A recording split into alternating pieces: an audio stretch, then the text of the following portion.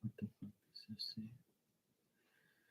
You authorized that order Facebook to verify card. Yeah. So you see refresh visit. Some items blah blah blah blah. Yeah, it was already done. Yeah, cool.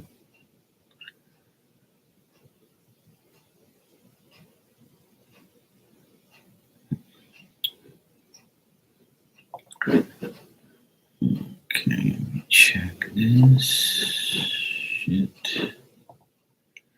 Hey, Miss Bikini, how you doing, sweetheart? All good? Waiting. Pick.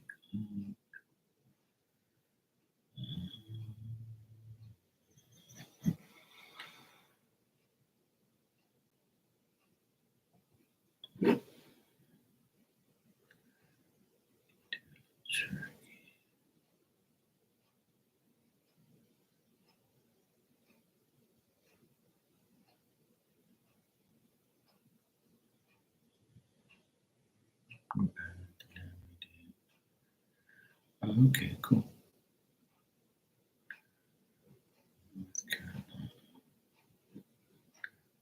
Alrighty then. Cool. Slay. Destiny, I have too much damn clothes. And I always like to change my colors, you know? I don't like orange and I don't like yellow, but I felt like wearing it today. And I say, you know what? I always wear black and blue and, I just gray and shit like that. I always wear the same. I always like the same colors, but when I come on here, I use different colors and different clothes so I can match with the hats and yeah. Thanks, sweetheart. I appreciate it.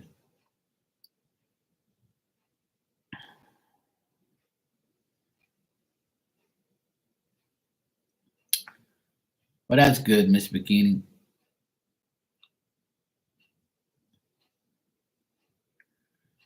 Just let it all out, and just know that you have him forever in spirit. That's what you gotta remember.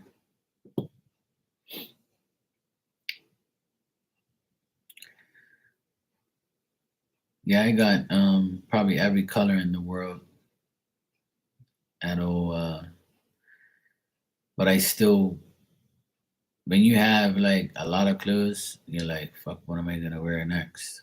Or what should I wear today? Or I don't feel like wearing that. I'm just gonna wear the same shit I wore the other day.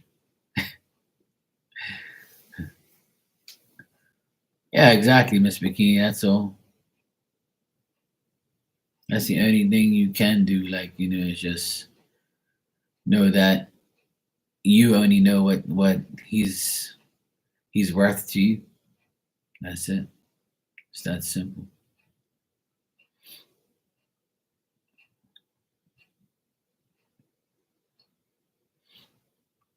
The next thing I want to do, Destiny, is I need to go on like a iron spree. I want to like, cause I have a lot of like clothes that needs to be ironed and then hung up in the closet on a hanger. And if I were to do that, I would have like all my shit ready to go for every day, or just have it ready to go. Sometimes I'll just pick a shirt and just put it on, but I don't want to come on here like with all wrinkles all over my shit and all that, looking like a weirdo. Cause that shit bothers me, like when shit's all not ironed. So what I need to do one day is one rainy day, I need to dedicate like a couple hours to like ironing like 10 to 20 shirts and hanging them all in my closet and say, okay, I'm good to go for the next 20 days. So I know what I'm going to wear and all that type of stuff. That's what I want to do. That's my goal for the next rainy day, is to go on an iron spree and just iron a whole pile of clothes that I haven't even used yet. I have like shirts that I haven't used yet, shirts that I wore but I didn't really like. And then I'm like, well, I gotta find a hat to go with this shit. I don't really like that. It's not the same color. And then I'm like, ah, fuck that shit. I'll wear it some other time. And then I'm like, well, you know, who fucking cares? I'm gonna come on here for a little while. So yeah, I get like that sometimes. Hey, Hermana, how you doing?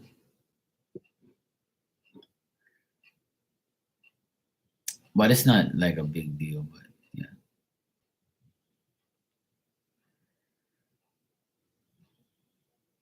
But if like I show you all my pictures from when I used to DJ and stuff like that, and how I used to go out, I always dress like, you know,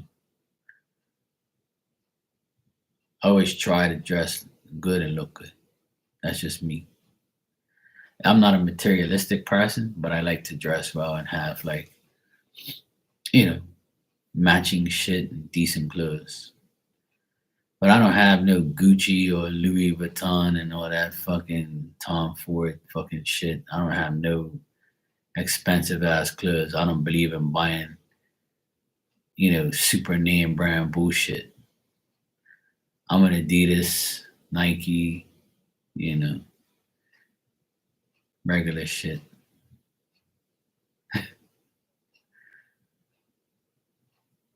But,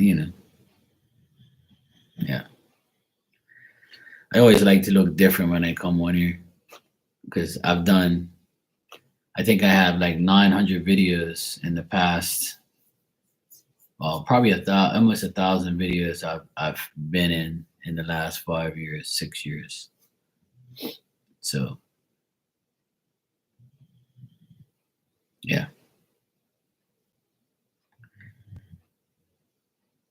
it's a lot of fucking clothes I had. A lot of clothes I wore in the beginning I give away. Like when I've worn something too many times, I'll give it away or I'll sell it or I'll just get rid of it or use it as a rag or use it for work.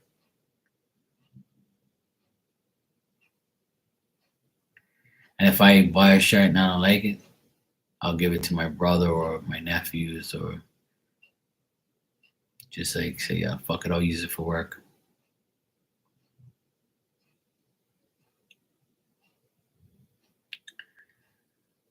Some dude interrupted you. You want me to slap him?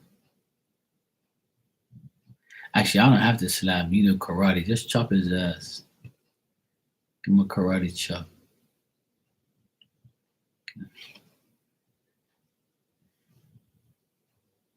That's all.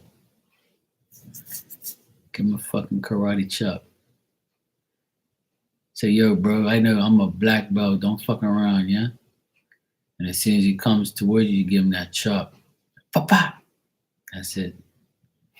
Give him that 2-piece and a biscuit.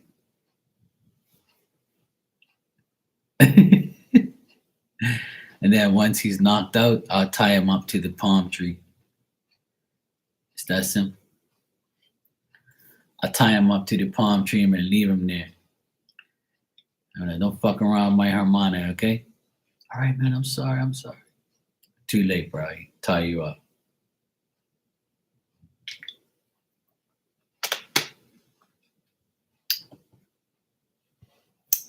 Hi, Maya. How you doing? Good morning.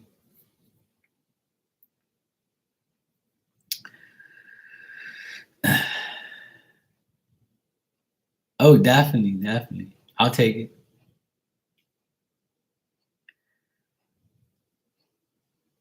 I'll definitely take it. I gotta make sure I bring that gorilla duct tape, so that way we ain't gotta listen to him. Oh boy.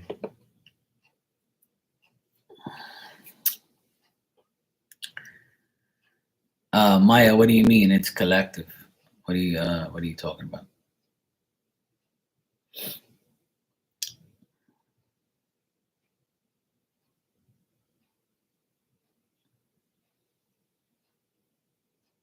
It's starting to get windy here. I can hear it outside.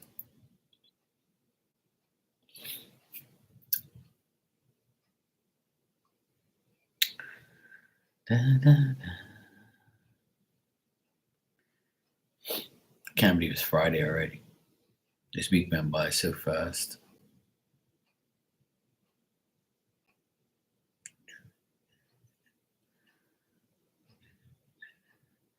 Yeah, it's starting to get windy here. It's been nice all day here, but I can hear the wind picking up a bit. It's starting to get like little squalls of wind. It's supposed to be a little windier tomorrow night and Sunday. Supposed to get some rain, but yeah, hasn't rained here in a while, which is good. It's been nice and sunny. The moon has been like huge for the past like 5 days. Like I don't know what the heck's going on, but I don't remember seeing the moon like big like that for like all those days in a row. Like I would say the full moon's been like big for like the past 4 or 5 days. Like even tonight, it's like yellowish and it's huge. I'm like, damn. And it's right, and it's always in like the same location too. Like right behind me, right? It's right out like right behind me right here. It's right there and over the water. And it's like got some clouds all around it. It looks kind of spooky. It looks weird. Yeah, thank God it's Friday. Yeah,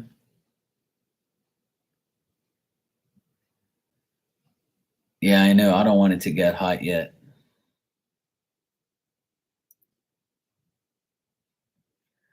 I don't want it to get hot yet. Maya, I'm still wondering what you mean by it's collective. What do you mean?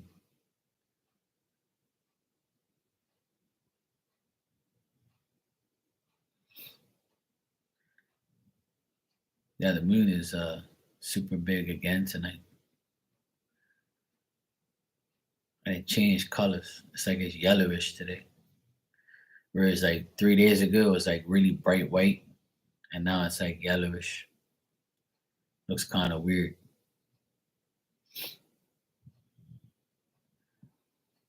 Yeah, it is. It's nice and pretty. I wish like I can like show you guys. And today I had like this big red bird go on my cedar tree outside, and he was like whistling at the top of his lungs. He was singing, like, and you can see his whole neck going like this. Actually, I got the video still. I wonder if I let the video show something on there. Let me see.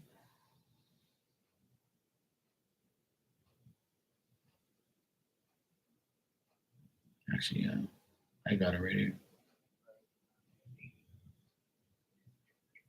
Look. Oh, there he is. Okay. You see him? Wow.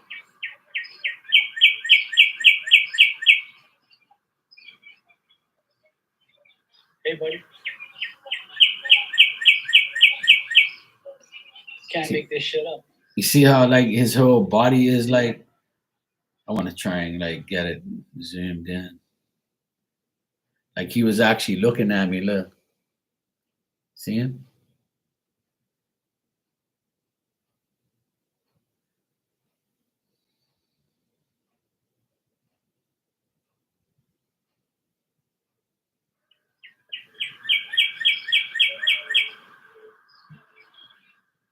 Like look at him. Like he was really like you could see like his whole body vibrating. I was eating lunch and all of a sudden all I hear is I'm like, what the fuck? So I go outside, I say, where the heck's this damn bird too? So I went right out there and that is weird. And you know what's even weirder? Is I recorded this video. I've been seeing number 55 a lot. I've been seeing number 55 for like forever now. I've been telling everybody this. And 5 and 5 equals 10, which is completion to me. And 55 means a lot of things, right? But when I recorded this video, guess how long it was recorded for? 55 seconds. And I didn't even know. When I stopped the video, I was like, I went to go look at it. Then when I went to go search for it, I was like, 55 seconds. You gotta be fucking kidding me. And it's like, it's been insane. I've been seeing 55 everywhere. And I'm like, and I see 555, 55, everything 55, like 255, 3. And my bill for my car yesterday was 355. Like, it's just insane how many times I see that number. But to me, it means, it equals 10. Which means I'm about to complete a cycle, which I know what it is, but it's finally like, all this divorce shit and my brother-in-law coming to his fucking senses and me getting what I need and out of the whole thing and all of us being completely free from that piece of shit. So yeah, it's almost done. In the next couple of days, it'll be all signed, sealed, and delivered forever. Yeah, my sister got the letter from his lawyer, saying that he agrees to sign over the house, and he owes my sister money, so he agrees to give her the money, not completely all of it, but majority of it. And he even complained in the letter saying how he has to get a house and blah blah blah. You ain't gotta get no house. You're all by yourself, you moron. A person who lives by themselves don't need a big ass house. Just get yourself a better house than what you have now. You living in a condo. What more you want? Poor baby, you ain't got a house. Well, you shouldn't have left and cheated on your wife and left your kids, you fucking moron. Dumbass. Like I'm telling you, people are like that guy. He's like a lot of people. Like he's like many people. He's bad. Like he's the devil in flesh. In my opinion, I've always called him that. But there's a lot of people out there that's even worse than him, right? But I told I drilled into my sister's brain that look, what he says in those lawyers' letters is only for us to see. No one else sees those lawyers' letters, you know? No one sees what he says about us or to us because he wouldn't dare say it in public and he wouldn't dare post it on social media. And whoever he tells, he has no credibility. And my sister said, I never thought about it like that. You're right. And I said, yeah, that's why he pays those lawyers to write what he wants because he says he's the type of guy, I'm paying you. You better write what I want. You write in that letter that she doesn't even deserve that house because, man. Go fuck yourself. Who paid for the damn house? Not you, you fucking idiot. You didn't even pay for anything around here. All you did was destroy everything. And if it wasn't for my sister, you'd be broke. But he fails to tell his lawyers that part, right? But you want to act like, this is yours. It ain't yours, bro. It never was. And now it definitely ain't. You couldn't even handle it. You didn't even know anything about a house. You're a moron, you know? And ever since he left, nothing's broken and nothing's gone. Nothing's fucked up. Everything's fine. When he was here, everything was going to shit. Yeah, he is an idiot. Yeah. Yeah, he needs a studio, all right. He needs a fucking ring. He needs to be tied up to a palm tree for 24 hours to see what life is like. I'll give you somewhere to live. You can live on a palm tree for the rest of your life. I'll put you out there. But see, like now, like he for a whole year, he bashed me, my sister, the kids, my family. He was talking shit. Saying to the lawyers that me and my sister are like money laundered money from him and all. He lied like a motherfucker, right? And it's so funny. And then he said that the renovation that I did, I got overpaid and all of this shit. And I was like, oh, really? You want to go that route with me of all people? Me of all people, you want to lie on. When people lie on me, I make you look like an idiot. And that's exactly what I did. I showed all the receipts because I'm a businessman. I've been in the game a long time and I know how people are. Even on here, when you email me, text me, I got all the receipts of what you say to me and what I say to you. So one day you're somewhere talking shit, I have the receipt. I have the proof, and I'll go, look, what does that say and who is that? Don't talk no shit. And then the person looks like an idiot because they think that I don't say those things or I don't have those things. Um, we don't, he's never going to show up for his kids. He never did.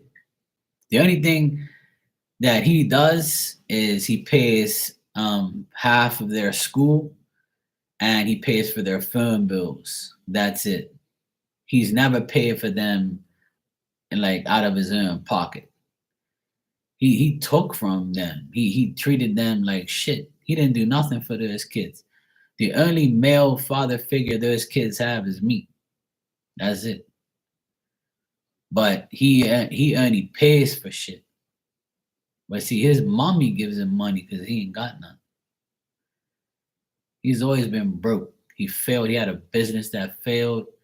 He's just like one of those people who is like has the power of the devil, and the devil will get him through the next day. You know what I'm saying? And that's how it is. Like the devil always finds a way for him, but not this time. The devil couldn't get enough power for him to get what he really wanted. But that's why he finally gave in after a whole year. He's been provoking me, provoking my sister. He called me and my sister thieves, liars, and we stole money from him. And I'm like, okay, well, where's the evidence that we stole money from you? Where's the evidence where I got overpaid? So then I showed he's been to three. This is his third lawyer, right? In one year, this guy had three lawyers. So you know he's a piece of shit. because the lawyers dissed him and said, "Get the fuck out of my face. I don't want you. You're lying." That's what happened with this first lawyer. He lied so much that she was like, "Look, you ain't ruining my reputation. Fuck you. I ain't gonna have time for your lies. Goodbye. And you ain't telling me what to do, little boy." So he's a spoiled rich idiot, right? His parents are rich, and he's a spoiled little rich white boy. That's what I call him, and that's what he's been his whole life, right? That's the definition of him. And he's the type of guy where he thinks money's always gonna save, but not this time, right?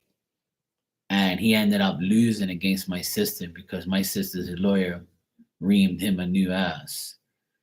And he tried to come at me many a times to provoke me to slap him. And in one of the letters, he said, "Oh yeah, Mark was making double the money. He was robbing the contractor and me, and blah blah blah." So we said, "Well, prove it. You tell that contractor to show you checks that he gave Mark," and we never heard back from. And the guy that he said that I claimed that claimed did this, he had no proof, nothing. There's no proof of me stealing, lying, cheating, or taking his money or doing this renovation underhand, right? Because he knows fully well that's bullshit. And then I took a whole week off. I printed out all the papers and I took a big ass yellow envelope with about 20 to 30 papers in it, all to his lawyer, to my sister's lawyer and his lawyer, right? And after that, he left me alone because I proved that he was lying. So after I did that, his lawyer kind of was questioning him, "Why the fuck you lying?" You know? And then he said that the business that he owned with my sister, he said that the shares were only worth a little bit of money. Come to find out, they were worth 3 times as much. So he lied again. So then his lawyer was like, "Fuck you. I'm tired of you. You gotta go." So then he got a new lawyer, which didn't know her ass from a hole in the ground because he had no money. So he had to go get a bottom of the barrel lawyer that didn't even know what she was doing. So then he got to say more things to provoke us. So he started lying again, the same lies with another lawyer. So then my sister's lawyer said, "Look, we've already been through this circus. We're not paying this guy any attention. We're not responding to him. Just shut the fuck up, sign the papers, and get her." But he was with this lawyer for like 6 months, and he kept blah blah blah blah blah blah, like demanding things, and we were like, "Who the fuck are you, bro? We've already been through this shit. We're not gonna pay twice to go over the same things." But because his first lawyer told him fuck off, she refused to give him the papers and to the new lawyer. So the new lawyer was like, "Well, where's the paperwork?" And she's like, "He's got to pay me for it." So he didn't want to pay. So then he had to retell the second lawyer everything. So then when the third lawyer came, right, the third lawyer was like, "You got to go get me all this paperwork if you want me to fight for you." So he went and got all the paperwork and buried himself in more of a hole. So his new lawyer and my sister's lawyer, they know of each other, right? But they had actually a sit down conversation and said, "Look, I've been dealing with this narcissistic fucking idiot for a whole year now, and he never mentioned my name ever again." Because I told my sister, "You know how? Look, let me tell you something. I'm a smart motherfucker, okay? I know you guys know that. I'm a very smart guy. And you ain't gonna pull the wool over my eyes. You ain't gonna call me a liar and a thief, something that I've never been and never will be." So what I did is I'm very smart.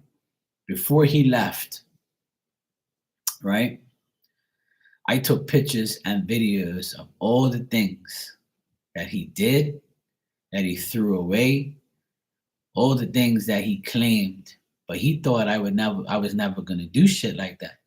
And he didn't have access to the cameras at the time. Cause we we had told the camera system place to take him off so he can't see nothing because he left. So, but when he came back for a couple hours to throw all the shit in the trash, right? I went out there and said, yeah, he can't see me now. So now I'm gonna make sure that we have this all on footage because I'm the only one that would do it. Because my sister, you know, she was working, the kids weren't there, and Marky's home. So Marky went out there with his phone. Click, click, click, click, click, click, took pictures of everything, videotaped everything. And then when he left, we went through every bag and box that he put out in the trash. And he threw away at least $7,000 to $8,000 worth of shit. Threw away. And I'm talking about tools. Anything to do with tools. Majority of it was tools, right? And like painting supplies, more and more tools. He threw away like so much shit. He even threw away a blanket that my sister gave him when the kids were 2 and 3 years old. There's a picture of them, so cute, on a big ass blanket. And a coffee mug of his firstborn child he threw in the trash. So when the kids saw that, they were like, what the fuck? Why would he throw this shit in the trash? And I was like, that's what he thinks about you. This is your father, the great father you have. So I exposed him. I opened up all the trash bags, all the boxes, and I took all the fucking decent shit out of the trash. I put on my gloves, put on my fucking glasses, and I went through everything. He's so dumb that he left receipts of shit that he bought and things that he did. He even left his call logs on his phone. And I ran through all that shit like a private investigator because he threw it in the trash. So it's no longer private property, it's trash. So I went through everything and I got all the information I needed, took all the fucking videos and photos and sent it to his lawyer. And his lawyer told him, well, your lies are finally caught up with you, bruh. And here it is in plain sight, all the things you threw away. So you can't go back there because you said you just going back to get the rest of your shit. You threw away thousands of dollars that weren't even yours. And then he took shit that would, he took selective things and zip tied and locked these bins so we wouldn't know what was in it. And we didn't really care anyway. We weren't gonna unzip it or break the locks. We was like, yeah, you could take that shit. I don't give a fuck, like, you know. But we're gonna prove that you took shit from here, and we had them on our own personal video camera. I bought a camera, my sister bought a camera. And we videotaped them outside of our own home security. We had our personal cameras videotaping them the whole time and videotaping the truckloads of shit he took from here because he wasn't supposed to take anything because it's matrimonial property. But because he's got money and because he's a narcissist and he thinks that, yeah, this is my shit and I'm taking what I want. And he did, and he got in trouble. And the end result was him having to give up this house and money and say, fuck you, and now you ain't got nothing because of your stupid attitude and your devilish fucking ways. You lost, moron. Take this L for the rest of your life. You thought you was gonna get me and my sister, you're out of your mind. We're smarter than you, bro. You're a fucking idiot. And that's what happens in the world. People think that they're gonna keep doing bad shit and getting away with it. You ain't, because proof. That's why I love cameras. I love phones, and I love the fact that you can use it to destroy somebody who's a liar. That's the only way I like shit like that. And I have all the evidence of everything. We gave his lawyer all the paperwork, all the receipts, all the fucking information, and we kept feeding the lawyers more and more evidence of his lies. And then now he finally gave up. It took a whole year for him to give up. He finally threw in the white towel this week. He finally threw in the white towel and said, yeah, I can't get him. Fucking bastards. I have to take this L. I have to take this loss because they got me. And my sister said, Mark, you were right. I thought, because she thought that we was going to get like, in trouble for doing something like that. Yeah, no, you're just proving his lies. So when you prove his lies, it's her house. And I live here too. So I have every right to go through that trash and say, what the fuck you throwing away? You're throwing away shit that belongs to my sister. You're throwing away shit that belongs to your children. You're throwing away shit that belongs to you guys. This is matrimonial property, bruh. And you told your lawyer that you could care less about all that shit. So it's okay for you to throw away thousands and thousands of dollars of new shit. Like, you fucking mental, bruh. It don't work that way. You got fucked. So yeah. That's why it's not good to get married to a narcissist. So be careful who you marry. Be careful of a person who has more money than you, or like more value and shit, because they always try to make it seem like you're the fucking bad one because you want what they have. That's why fuck these people, man. People are very bad in the world. All right, Destiny, take care, sweetheart. It's good seeing you.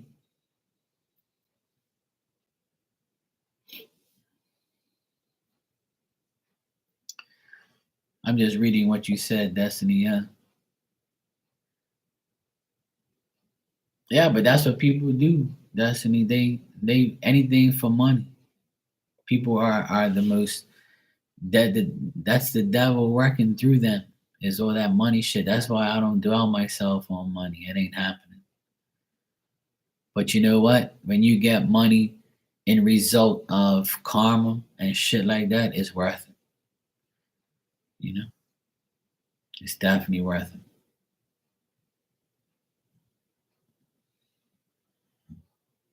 But that's exactly what happens to people. I've been waiting for that bastard to get karma for a long, long time. And he finally got his karma. Yes, he did. His karma is knowing that he had to sign a paper and give this house to my sister and the kids in exchange for the shares of the business, which we don't give a fuck about. You can have the shares. We got a house. That's all that matters. We got a house for the rest of our lives, and all of us can live here no problem. And that's what we wanted, because that's what we fought for. That's the only thing we wanted. We didn't care about the money from the shares and all that shit, even though we're gonna get something from it. But it's the house is a house in this day and age. A house is worth more than money. To me, having a house means everything, because then you have somewhere to live. Once it's paid for, all you got to do is pay the utility bills and to maintain it, right? It's getting it is the hardest part. Maintaining it is pretty much an easy part if you do it right. With me, I know how to maintain a house, so it's easy. To me, it's okay.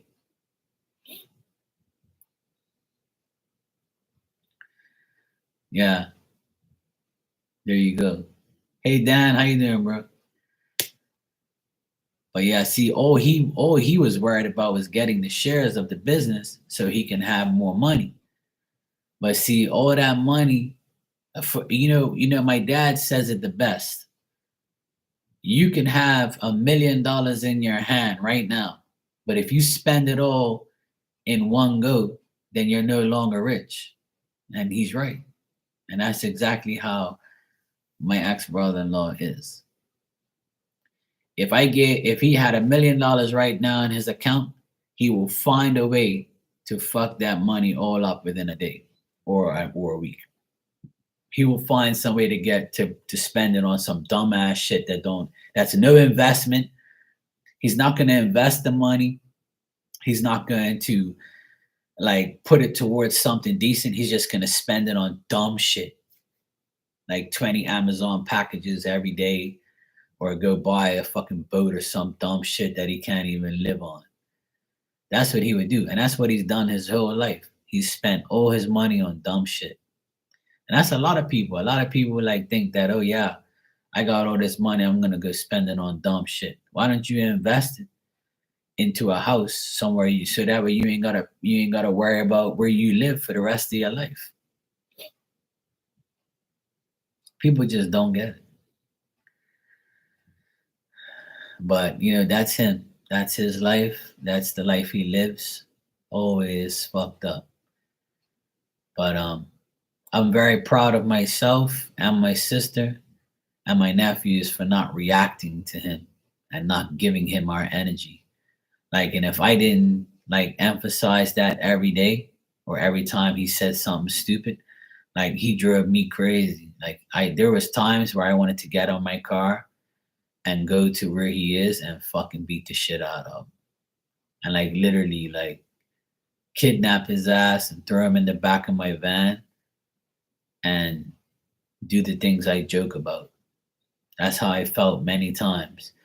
And then spirit was in my ear, God's in my ear saying, no, Mark, don't do that shit. Leave him alone. You're going to get the ultimate karma. You're going to get the house. You're going to get the workshop. You're going to be able to work, do your business, all because of him. Because his mistakes are your gain. His trash is now your treasure. So fuck him. Leave him alone. Violence ain't the key. Beating him ain't no like couple minutes of slapping him up ain't gonna change anything. It's just gonna get me in trouble and a bad name. You know? So I kept telling myself that every day. Like leave it alone. Don't worry about it. And then I came to the conclusion that, you know what? No one has come up to me since this has happened. No one has seen me on the street or in a shop and said, hey Mark, guess what? Your ex-brother-in-law said this about you, said that. Nobody says that to me. No one has said anything that he said this, that, he that. Nobody. Because he knows better, right? Because he knows what's going to happen. And he doesn't have credibility. See, he's not trustworthy, so people ain't going to believe him anyway. And then I said, you know what? I'm going to leave it alone. And I told my sister, don't you dare do anything stupid. And I told my nephews, don't you dare do anything stupid. Wait till we get everything first and then we'll cut them off for good. And now we're getting to that point. It's a matter of days now that we're going to completely eliminate them from our lives. As soon as we get this house in my sister's name, it should be any day now. And we get the rest of the child support money. We're going to be free of not having to deal with him and the lawyers ever again. So it's a blessing. And he finally left me alone. He finally doesn't talk about me in the letters. Like he wanted me to give him back some of the money that I made at the house on the renovation. That's how retarded he is. And I said to his lawyer and him in an email, you owe me money, not I owe you. You owe me. And then when he was like, how the hell am I gonna owe you? And then I said, let me show you how you owe me. And when I showed him how much he owed me, he never said one word ever since. Never said one word. And now there's nothing about me no more. Because the lawyer said, you're going on about nothing. Mark's already proved that you owe him and he did the job and it's done. So what are you going on about? Like this vendetta you have with your brother-in-law is stupid because he's got the receipts, he's got proof. He even claimed that my sister overpaid me on purpose because they knew she planned this divorce and all this shit. Bro, you're the one who wanted the divorce, not my sister. So he looks like, a complete idiot. So long story short, A lot of people go through this, and I just want to let you people know that when you go through a divorce, um, do what's best for you, fight for what's right, go by the law. Don't ever like use violence or anything like that because it's not worth it. And sometimes I can't believe I say that because the old me will probably not be here right now. But thank God I have God and spirit in my life, and thank God I have common sense to not do anything stupid. So I'm proud of myself. I really am. I really like, I can't believe that I held myself together for a whole year of him lying about me and talking shit about me to the lawyers. But then I said, you know what? He won't say this to nobody because no one's come to say this to me. So he's just, the only people that are seeing this is him, his lawyer, my sister's lawyer, my sister and me. Those are the only people that are seeing it. 5 people that are seeing his lies, like on paper. Because no one's come to me. Because everybody knows me. People, more than people know me than they know him. So they would come to me and say, hey, this guy's talking shit. But nobody said that to me, not one person. Because he knows better.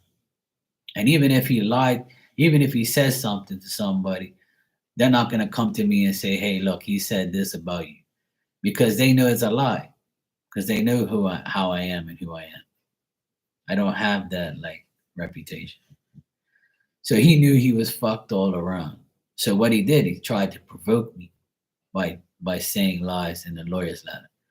Then I finally realized that, hey, you know, this is a private letter of things that he's talking about. He's delusional. So leave him alone and let him talk.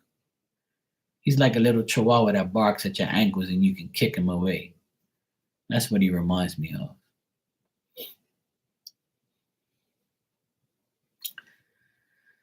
But yeah, divorce is very evil and hard. It can be bad. And this one was pretty bad, but it ended well. It ended with us getting what we want and him having fucking nothing, which he deserves because he didn't do shit. And he still don't do nothing, which is great. The more he stays out of his children's life, the better. And they're going to cut him off anyway. So that's even better. They can't stand him. And they figured it out. They're old enough now. They're 14 and 16. And I'm glad it happened now because they're old enough to see the lies and the deception. When you're a younger child, like 4 or 5, you get manipulated. You don't know who to believe, mommy or daddy. But they know, like they trust me 100%. So they were telling me the whole time, like, you were right, Uncle Mark, when you said this about him. Because I was always up front with my nephews. I tell, look, I don't like your dad at all. He's a fucking idiot. And I would say it just like that. I'm like, look, he's an evil bastard. He's the devil in disguise, and he will do anything to destroy us. I know that sounds crazy, but it's true. And as time went on, they saw it with their own eyes. He lied to them. He treated them rough. He treated them like shit. He abused them. He verbally and physically sometimes when I wasn't around. He told me a lot of things that made me want to go beat the living fuck out of him. But you know what? When you have someone like that out of your life 100% for a whole year now, he's been gone. Next week will be 1 year he officially left this house. And that was his goal. His goal was to make us wait a whole year for him to sign these papers, to get over himself, or to see if he can, get us to get, mad enough to do bodily harm to him so he can look like the victim. But we stood strong. And we were like, look, and I'm usually the person that says, yeah, let's go slap the shit out of him. But that's the old me, but I'm glad like I I kept my head together. Like, and if I can do it, you guys can do it too. Or if you know somebody in that situation, just tell them to, like, ignore ignorance and just let God deal with it. And that's exactly what I did. And it worked. So it's good. I'm just happy for my sister. She's come a long way. I'm proud of her for not snapping and going off the deep end. Um, I'm happy for her. Like, she's overcome, like, a lot of, it's hard to see somebody you've been with for 25 years be with another woman. You know, I'm just God's son. That's all. And God kept it together for me. I couldn't have done it without my faith in God and my faith in spirit, and I couldn't have done it without you guys. I'll be honest. Like, this year has been tough. Last year and this year has been tough for me with this divorce, because, like, I've known him for 20 years too, and to see him and read the things he said about us, it makes me want to, like, you know like, it makes you hate them. You know.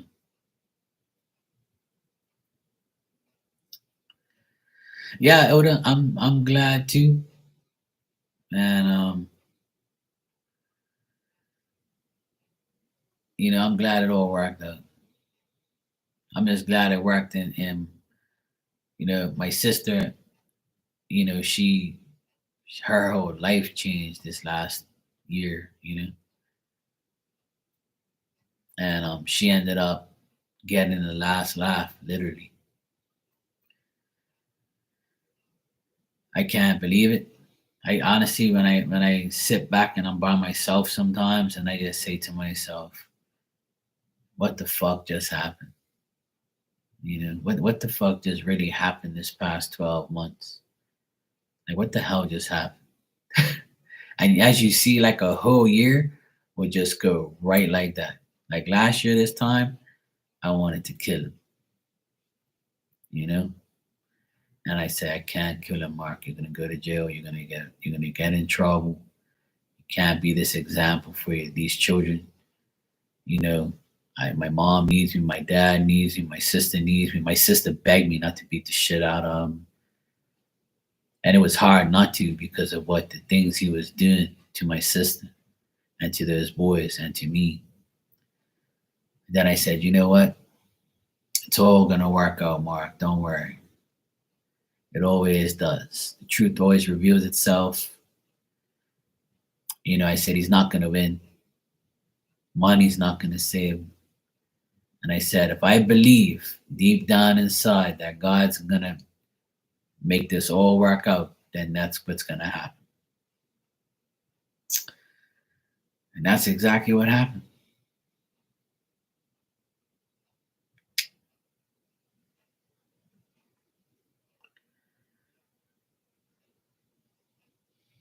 Everything's working out.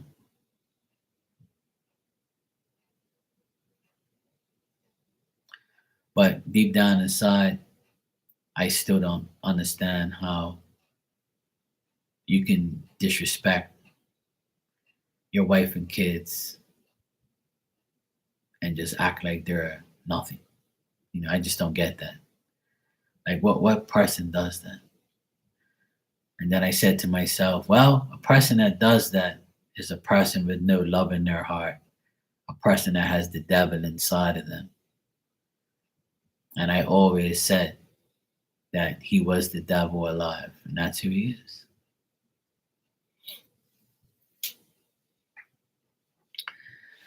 And I just finished hearing a rapper guy say that too, that this person was the demon. And I say, yeah, I know somebody like that too. I know a few demons in my life, but they try to get me, but it don't work. But it's true though. It's true. Like, there is people that are actually, like, possessed by the devil to do bad shit all the time. And it gives them power in their own little minds to keep doing it until one day this it wears off and you're like, oh, well, it's time to find a new set of people for me to be evil to because my evil is not working. That's why I preach to my nephews and my sister over and over and over to allow them, not allow him and his family to get to us. And in the end, it all worked out. The law prevailed. And they tried to override the law plenty of times, but it didn't work. They got fucked.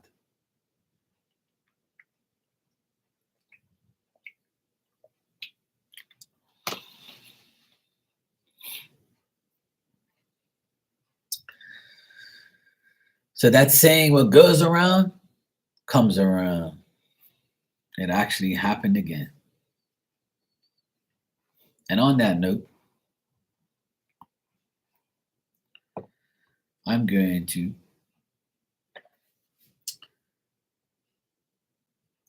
give you guys a spirit message because spirit is great. God is great.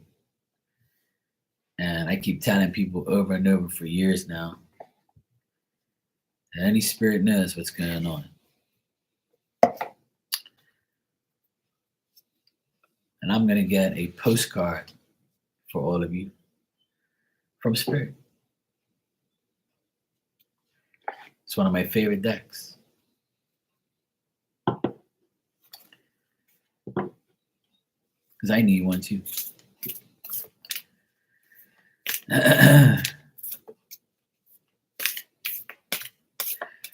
All right, Miss Bikini, you are first. Let's see what Phil has to say to you. That's why I want you to also keep the faith that everything is going to work out. Don't worry. We're all each other's examples of how spirit works in different ways.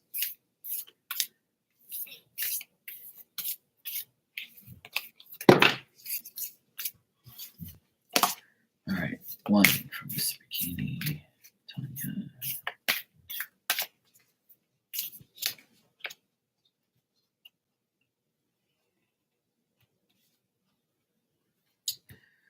All right, and this is the front of the card, and it says, "Love you always." And this card says, actually, you know what? Maybe I can read it like this. Yeah, okay, yeah. I'm going to try and read it like this. All right. That way it's bigger for me to read. Dearest you, over here, there is no mystery for us to unravel, as we know intimately how connected we all are, how the web of creation works, and how spirit is in every aspect of life, from the invisible to the visible. But it's impossible for humans to comprehend and the complexion of how things actually work, because the most important threads in the tapestry don't make sense in the dimension you live in. That said, you can feel the importance of these current energy that bring events together in miraculous ways.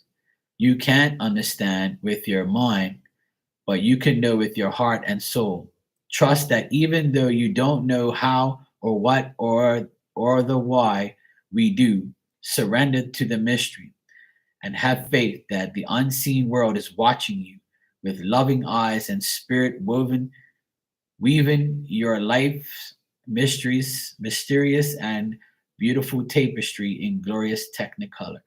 Loving you so much as always, Phil. There you go. So, like I said,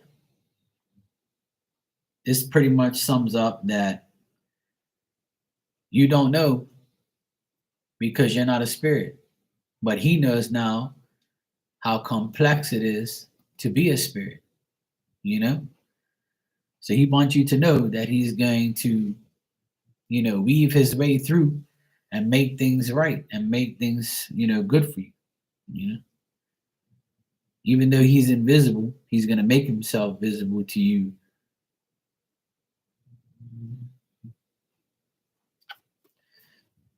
Absolutely. Ilda, my Hermana, would you like one? We can see what your dad has to say to you today. How about that? Let's see what.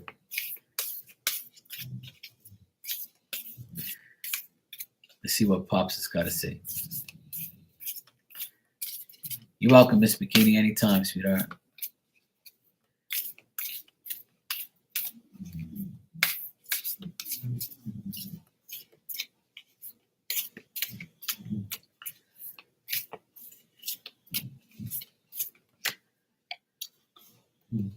All right. This is your postcard.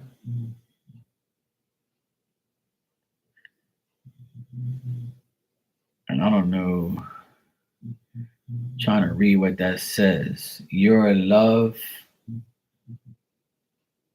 No, you are pure joy. You are pure joy.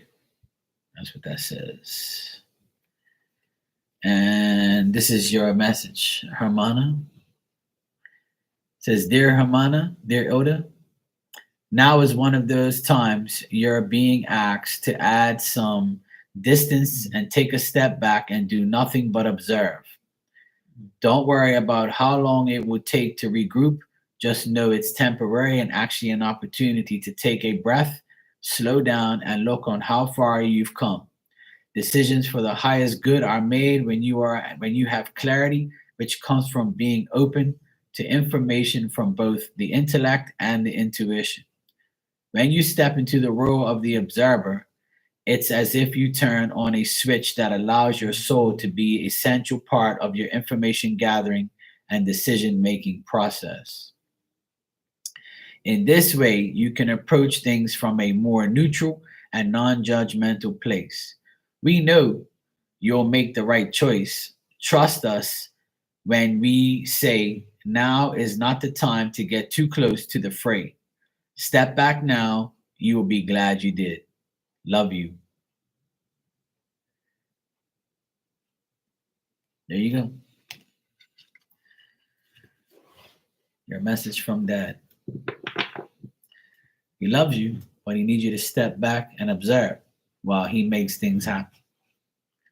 And I know that's hard for us Aquarians sometimes. But sometimes this is exactly what I just finished saying. I had to step back, not react, regroup, readjust, and observe him fuck up everything. And that's exactly what I did. I said, I'm just gonna wait till he buries himself. And look, it worked. I didn't even have to lay a finger on him. So yeah, see? That's what Spirit's telling you. You're welcome, Hermana, anytime. Love you too. Dan, would you like a spirit message? A spirit postcard?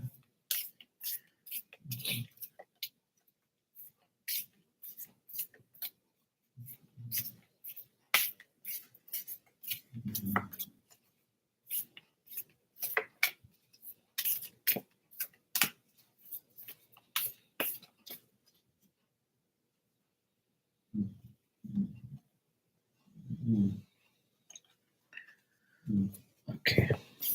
You want one? Sure. Okay, cool. Turn the sun there. Okay. All right, Dan. I know you said your dad is in spirit too. So let's see what your dad has to say. I normally don't do things like that, but it's because it's you three. So I'll do it like a special message for all of you. My dog's snoring in the background if you hear all that snoring shit. So she's so annoying sometimes. All right, Dan.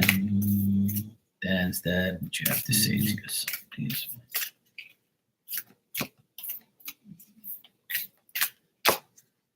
All right.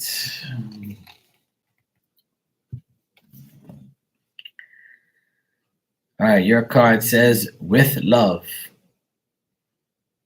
And it says,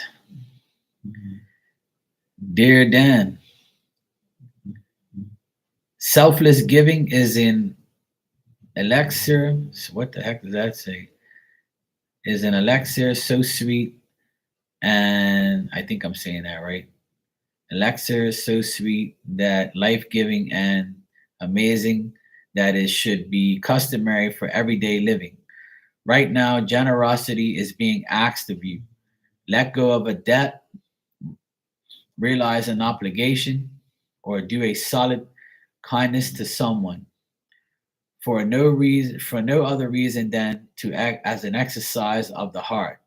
You will be surprised how quickly a generous heart is repaid. So you just said return to sender. We know uh, it often doesn't happen in the immediate exchange. So temper your expectations. Know that life has an uncanny way of sending miracles seemingly unrelated to your kindness, yet interconnected in magical ways. The more you act from generosity, the bigger your heart grown and more love and abundance you will experience. We also know that someone could be entering your life with a generous offer for you. Take it and trust you are worthy of deserving of it. You have to receive, not just give. We love you so much over here.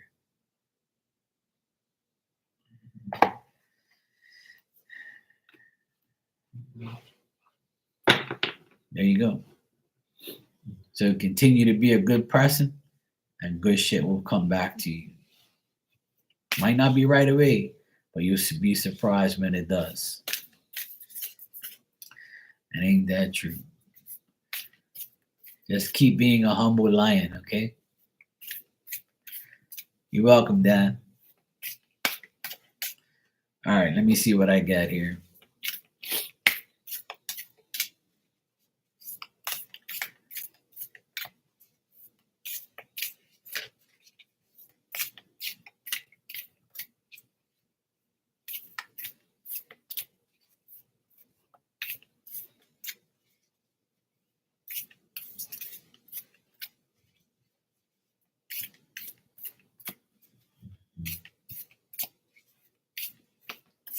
Yes, Dan.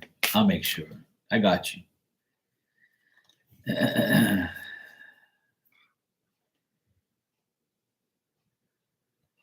All right. My card also says with love, and it has a flying horse on it. Mine also says with love, but it has a flying horse. So it's a different card, but has like with love on it. All right. This says we have a secret for you, Marky. The more you think you know, the less you actually do. So if you are willing to keep an open mind, you will avoid the narrow confines of the know it all and open up to the unlimited potential that can be discovered only by the curious optimist. Curiosity allows you to discover new things, see the world from a different perspective, and find answers to questions you might not even know you have. Right now, whatever is going on, it's important to know that you are not aware of all the aspects of it you need to see to make an informed choice.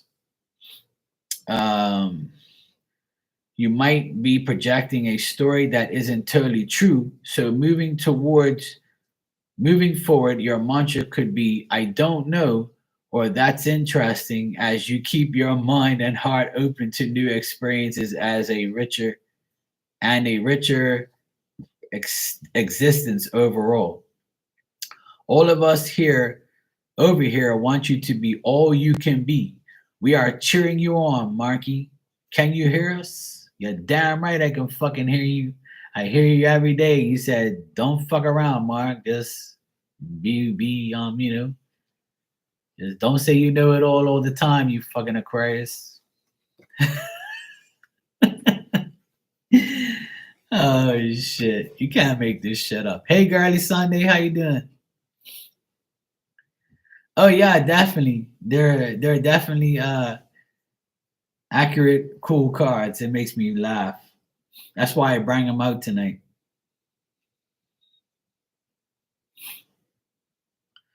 I like this sentence right here. It says, right now, whatever is going on, it's important to know that you are not aware of all the aspects of it you need to see to make it informed choice. Exactly. I always say that, you know. I always say that. That is so crazy. I always say whatever's going on, it's important to know that we're not aware of all the aspects, you know. Only God knows and sees what we see. Well, you need to make the informed choice. Like, you know, that's crazy because I say that all the time. Spirit just reminding me, even though this shit's happening right now, but like, you know, there's still choices to be made after it all fucking happens. Like, you know, that's for sure.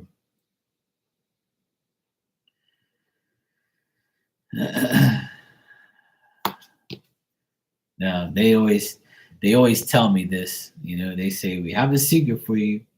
The more you think you know, the less you actually do. So keep an open mind. And I give that advice to everybody. I say, even if you think you know, you just know what you know in the present. But what you don't know is what's coming. They do. They know. And they're trying to project me in the right way. That's why it says there, we're cheering for you. Can you hear us? As if to say, we're talking to you, Mark. So don't do it yet. Just go with your intuition. But you know what? This week has like been crazy because this week has been like everything is happening. Like everything is like being said to me by spirit. I had the red bird that I showed you earlier in the video. I've been seeing 55 a million fucking times, right? It's come up everywhere. So the 55 is completion, the 10, you know, the 5 and 5 equals 10. So everything is coming to that complete cycle. So like that's why like I know that whatever I hear, I know it's the truth. Whatever I see, I believe, you know, and that's how it works. Like I don't know it all, and I never act like I do. But they're saying even though you know what you know now, you still got to make an informed choice. See, that's why I love these cards because spirit like is not going to give you those rainbows and fucking unicorns and that genie lamp you think you're gonna get. That's why they're telling me like, and they tell a lot of people, you got to put in the work. You know, they can see what's gonna happen, but they're gonna make sure you don't fuck around. And if you do, you got to go back and complete that cycle. You know. Well, that's the thing. A lot of Dan. A lot of older people know a lot of things, and when they hear the younger generation, they think they know everything too. But really, we don't know. You know, we think we know, but things change. You know, things happen, and then like you'll say to yourself, okay, yeah, I know we're gonna get this. I know this is gonna happen, and then what happens if it doesn't? You're gonna be like, oh fuck, I thought I knew, but I guess not. And that's why it's always good to stay humble. It's always good to stay alert and always have another plan, or just roll with the plan that you get, or roll with what you've been given. Only you can change it at the end of the day. That's why that says in that card an informed choice. I have a choice to say, I know this, and this, so I'm going to go ahead and do it now. But if I have that feeling, that gut feeling that I shouldn't do it now, then I'm not. And that's like what's happened this week. This week, I've been shown possibilities and scenarios and like what could happen, but what exactly is gonna happen. Like I gotta wait it out. I gotta make sure I make the right choices. So it's cool. Like I like the way they explain these cards.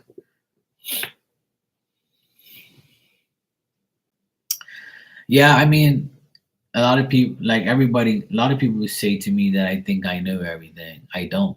I always say I don't know everything. I'm not perfect. But what I know is what I'm experienced in. So I know how to read cards. I know how to do electrical work, and ain't nobody gonna tell me no different. You know. So I know what I know. I know this is the color fucking orange. You're not gonna tell me it's red or blue.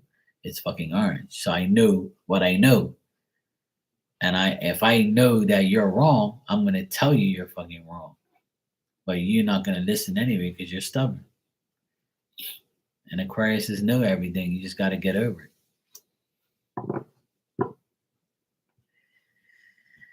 it. Girly Sunday, would you like a spirit message?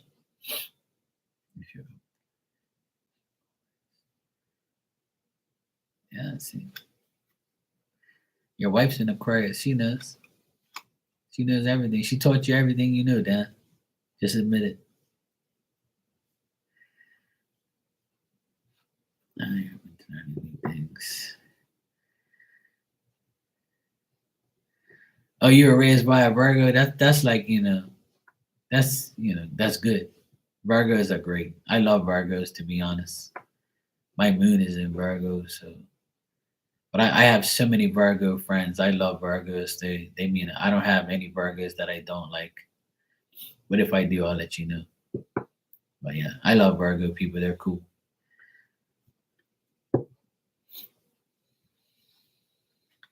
Yes. I'm trying to read what's going on. I love listening and learning, but I have a hard time being actually this shit like 2 years. Yeah, I mean, I still listen to my elders. My mom and dad are 78 and 80. So they're like almost double my age. Not really, but they're almost that. And their ways are old ways, which I don't want to follow myself by. But their sayings of life is what I live by. For instance, my mom says you pay here before you go to hell. And if you do, that's a good thing because you don't know where you're going if you don't pay for your sins here. So she says that my grandmother, her mother always said that when you play with shit, you stink. So don't play around with shit, then you won't stink. So hint hint, don't fuck around with idiots because then you'll be a fucking idiot, you know? And she would say things to me that made sense that her mom said to her. So it got handed down to me. Another one is ignore ignorance. And my dad always says no matter where you work, there's always gonna be an asshole. So just do your job and shut up. That's what they taught me. And those are all things that I've lived in my life. So they were right about that. But they're right about how to live life, but they're not positive, uplifting, go get it, son. They're not like that. They're more of like, oh no, that's not right. You shouldn't do that. No, no, I'm worried. If it doesn't work, you're gonna be fucked. Like they don't want you to like, I don't know, live your life unless they want you to live it the way they want it. So yeah, they have their ups and downs, but what they've lived a good life, but they know some things, but they don't know others. That generation, if you're like late 70s, 80s, that generation is not positive. That generation is negative, and the reason why that generation is a lot of them are negative is because 80 to 100 years ago the world was negative. It was full of war, full of like evolving to you know money and bullshit, and it's just like it is now. It's the same shit, but just a different generation. But I feel like now it's worse than what it was back then. But then people would say not really, because you don't know what it's like. See, things have improved in some ways with technology and things like that, but there's still war. There's more bad shit going on now than it did back then. There's more because there's more people. So more bad shit. There's more everything going on now. But that generation has always been negative. I always see like all my elders, they have a negative mindset. Like, oh my God, we're worried. No, don't do that. No, don't do this. And oh, I don't know if that's gonna work. Like they're doubtful because they went through that cycle. That generation was like that. But now this generation is like, fuck you, I don't care. I don't give a shit about your thoughts and who you are, and you're old, fuck you. Like this generation's tired of hearing what you went through because we're going through similar but not really. Whereas I feel like there was more a task to live back then than there is now. And some people be like, no way. I'm like, yeah, trust me, back then it was a lot worse to live. Because when I was like 7 years old, we didn't have shit. We didn't have nothing. There was not you couldn't have what you have now. It was impossible. Everything was different. Inflation has killed us in the last couple years. You know how much it is to go buy fucking groceries and shit now, and import things and all that. It's fucking ridiculous. Back then, everything was cheaper. Everything now is way more expensive. So now these kids and this generation have everything at their doorstep. We didn't have that. We had to fight for everything we had. Where everything now is given to you if you're a kid. Some, not all, but I would say 75% of the children in this world, they have everything more than what we had 40 years ago and beyond that.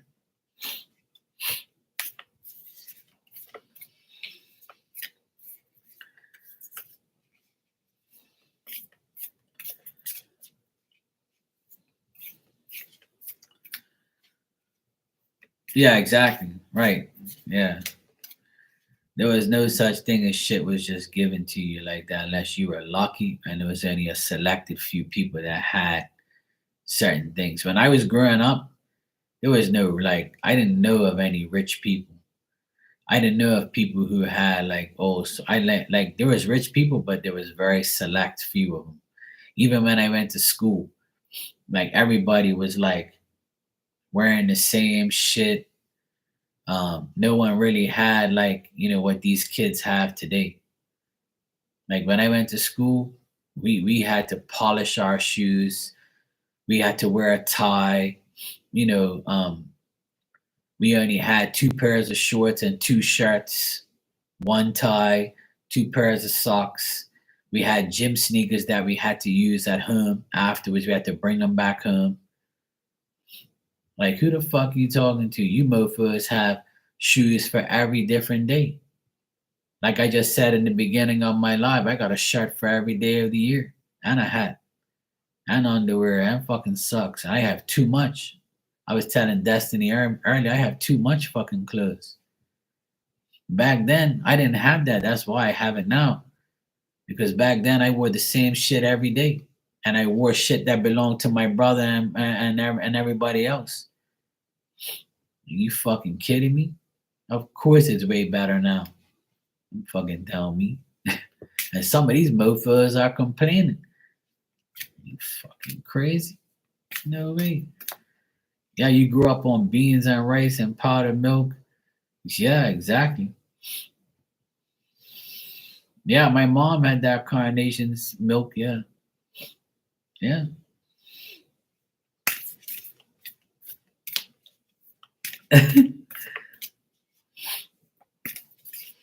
yeah. There you go. See, back then we didn't have that shit. No way in hell.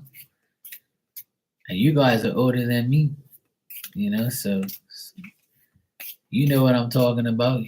You guys had it even worse than I did. Some of you that are older than me, or if you're, my age or I'm 47, so I know you guys. Some of you are older than me, and some of you are around my age. So you know what's going on. You know the generation. Like when I was growing up, the soda machine was 50 cents for a soda. 50 cents for a soda. I remember putting 2 quarters in that bitch, you know, and I would get a soda. Bag of chips was like 35 cents, 50 cents for chips. We used to eat those cornflakes, the 6 pack or 8 pack it came with the ginger, like the frog fucking snaps or whatever, the Kellogg's cornflakes and all sorts of Apple Jacks and all that. We only ate cereal and shit. I ain't ate cereal forever. I couldn't tell you last time I ate fucking cereal. Cereal was like the poor man's food back then. Milk and fucking cereal in a box. We ate fucking cheese and toasted. We ate toast and cheese all the time. Kraft fucking cheese and toast.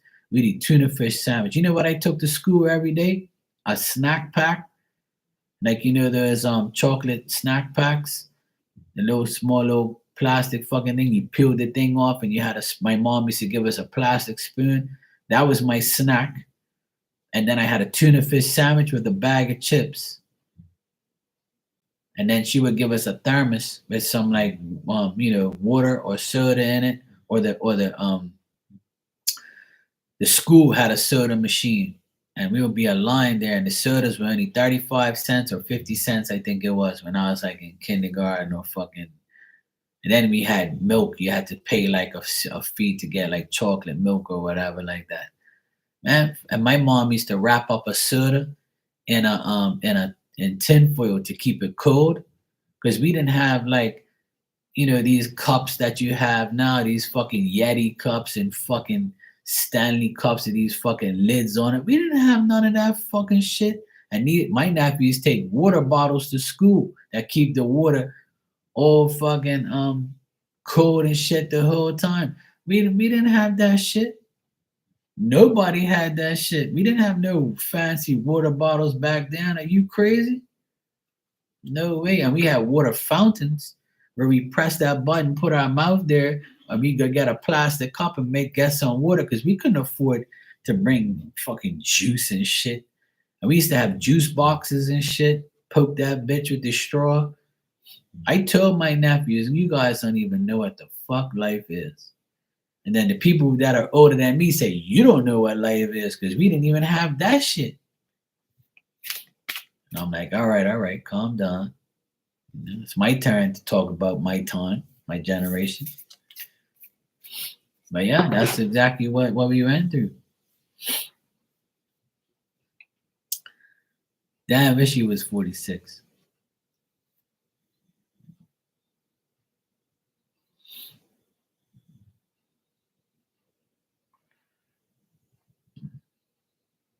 Yeah, there you go, Girly Sunday. Yeah.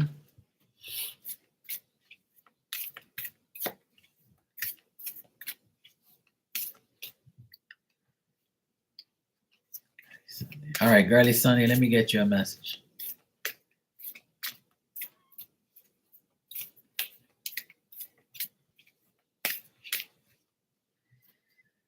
All right, you also got a card that says with love.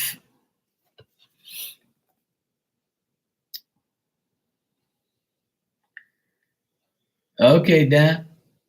I'll make sure we celebrate for you.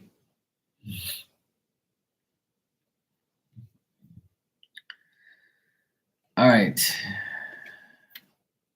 Girly Sunday. Dearest Girly Sunday, Spirit says a rigid tree branch breaks under strong winds, yet flexible seaweed survives powerful ocean swells. Right now, we gently remind you that being flexible is a good choice when faced with life's challenges. Surrender your fixed ideas to Spirit, who knows what is in your highest good and can deliver to you what you need in an appropriate form. In this moment, rather than fighting or being too sure of your way working out, be a little looser and allow for another outcome. Compromise can be the best way forward if you learn new ways of doing and seeing. Stay aware, curious, and teachable. Take life on life's terms. Your purpose may push you into a direction not in your map. Let map on your map. Let it be so flexible that no storm can uproot you. In the end, you will still feel rooted, be rooted in the world in abundance, and you will indeed experience the beauty that is yours. We love you so much in spirit.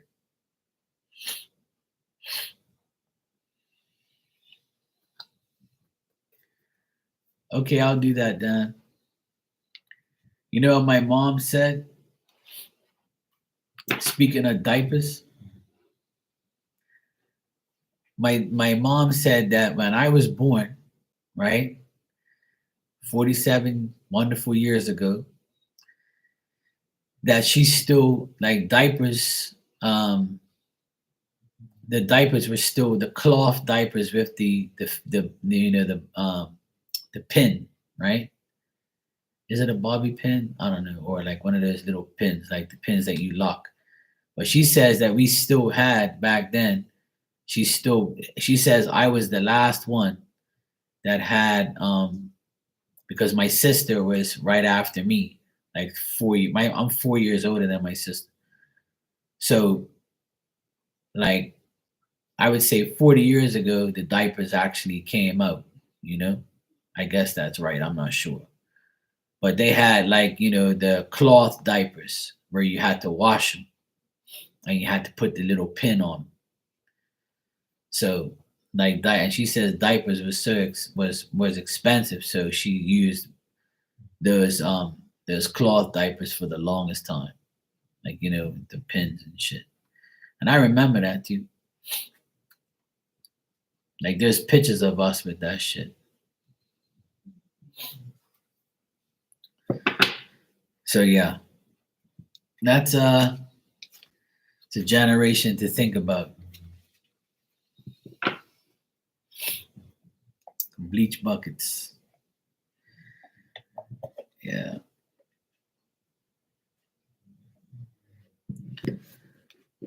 But even back then, I was telling people, even my auntie, she told me that back in the day, like they had no socks and shit, and your feet used to get all fucked up, and they used to like put like everybody who had multiple brothers and sisters, all your clothes got handed down to you. Like you end up using your brother or your sister's clothes because back then you can't afford all that shit. You know? Okay, Hermana. Yeah, there you go. Covered in Cheerios. But that's the thing, like people don't even understand what their life, how easy their life is now compared to like 50 years ago. Like, are you kidding me? But it's that's how it's gonna be 50 years from now. 50 years from now, they're gonna say, oh, we had this, but now we got that. So it's just the way it is.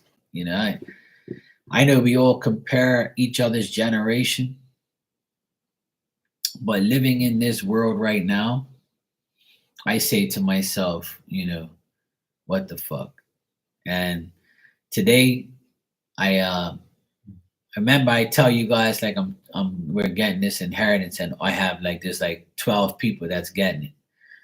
So the oldest, one of the oldest in the whole, one of my oldest cousins, he is 57.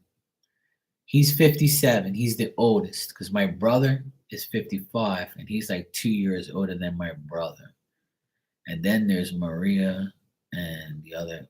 I think the other ones are probably the same age or maybe around the same age.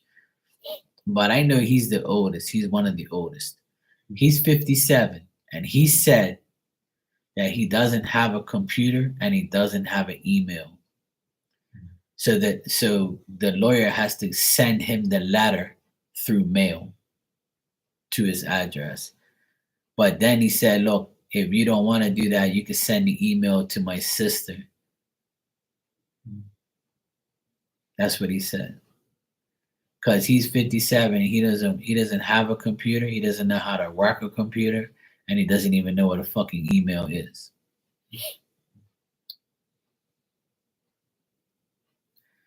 And we're like, you're 57, bro. You should have a computer, at least on your phone. You should have internet. Like, you should know what to do at 57. Come on now. Like, are you serious? But you know what? To each their own. Some people don't really care about electronics and all that shit. Some people don't even have a TV because they don't even want to see negative shit or be around a TV. I know some people like that. I know a woman, she comes in here sometimes and she says she don't even have a TV. She don't even want to look at that shit. But she says it's all corruption and she don't want to see it. And I'm like, fuck. I can't be like that. I have to like see something. I watch sports, so I can't be without that.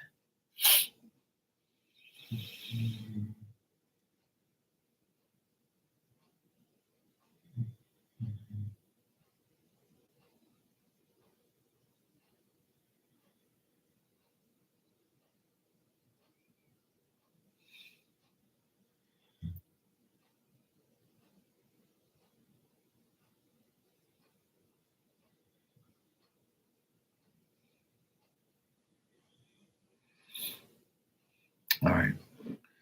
Let me just see something here real quick. Grady Sunday, I got your donation and your question. Just give me a second. I have to check this email thing here. All right, cool. All right, that's easy enough. There weren't any women on nightly news. It was all in black and white, and the guys had cigarettes in an ashtray on live TV. Yeah, I remember that. Didn't Larry King Live have an ashtray with a cigarette on it?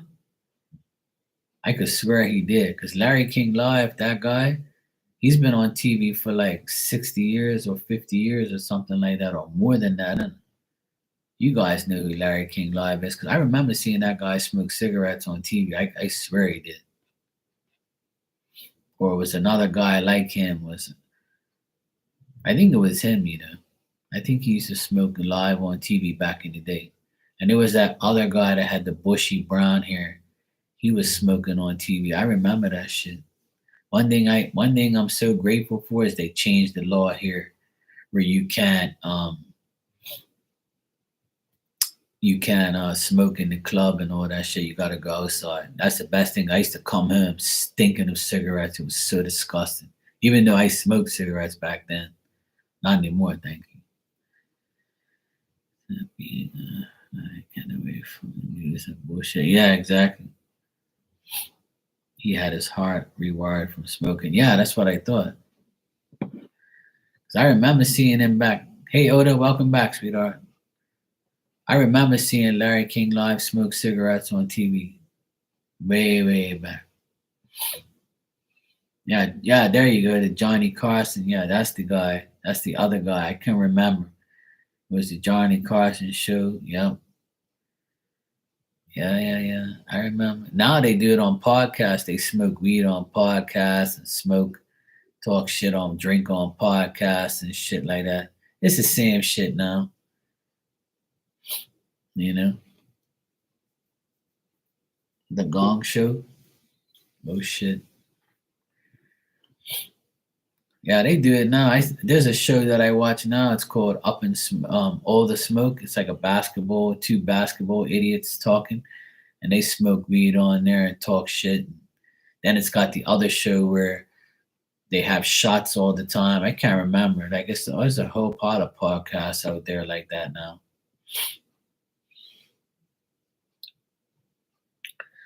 All right, Garly Sunday. Let me answer your question here. Thank you for the donation. I appreciate it. Let's see what we have. I gotta read this. Just waiting for my email to load.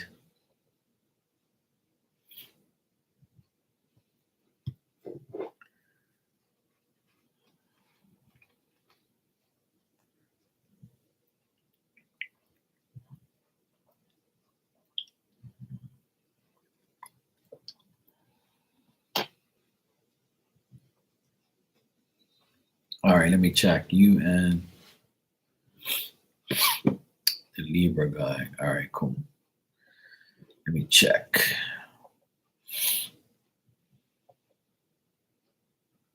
Ew, gross.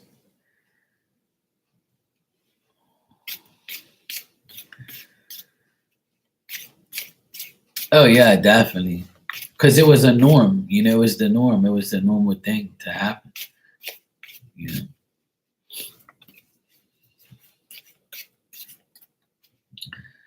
man, there was another show. There was another thing where I can't remember what it is now. I wish I can remember the names of the things that I'm thinking about, but I can't.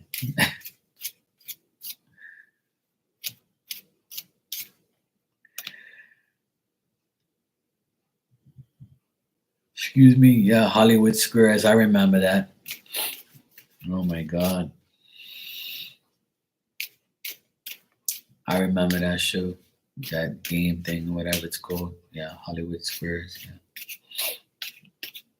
like Holly Weird.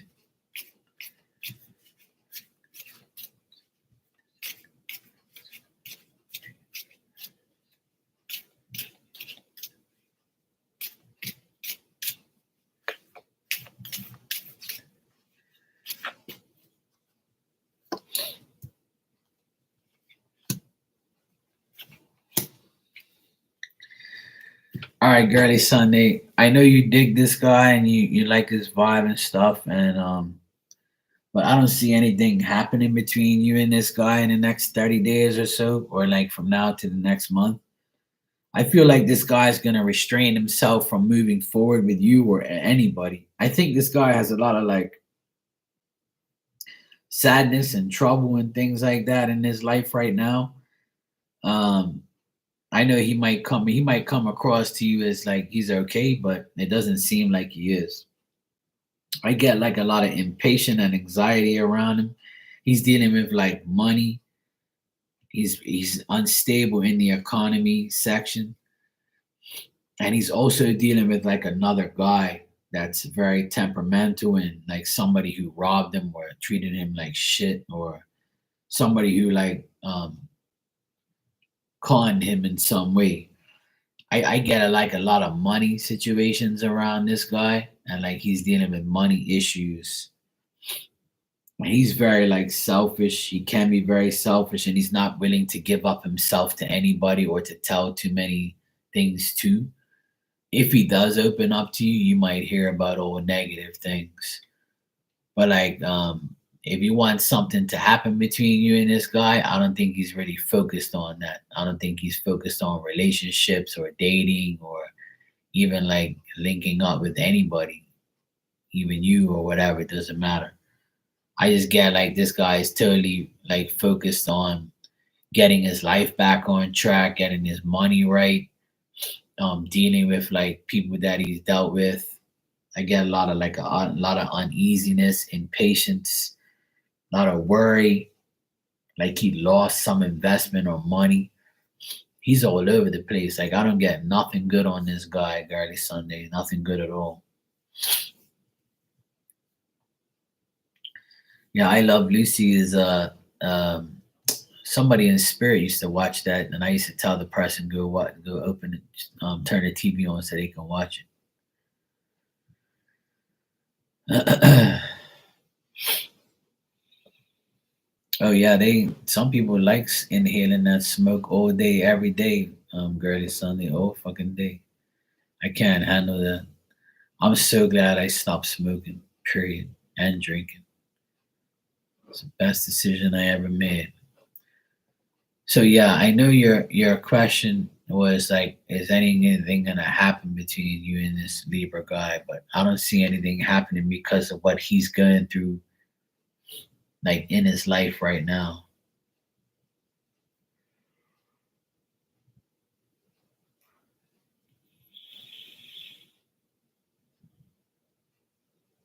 Yeah, I feel like he's a cool guy or whatever, but like I just see that he's got a lot going on as far as like finances and dealing with another person that he dealt with.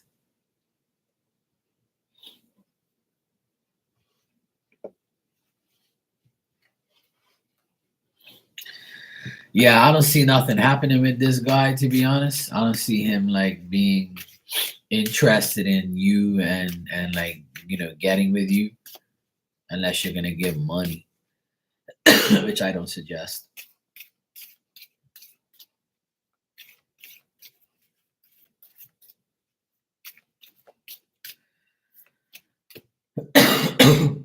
Man. Hmm. I mean, he thinks you're like knowledgeable. He thinks you're like a cool person. He thinks you're understanding. Um, like he doesn't think of you in a bad way. He's just not gonna make any effort. I also see this guy like reaching towards a better feeling, but right, like a better situation in his life. But how he feels about you is good. He still thinks you're like he thinks you're cool or whatever. Like the feeling is mutual, you know. But like this guy has to like find success in order to like feel good. So yeah,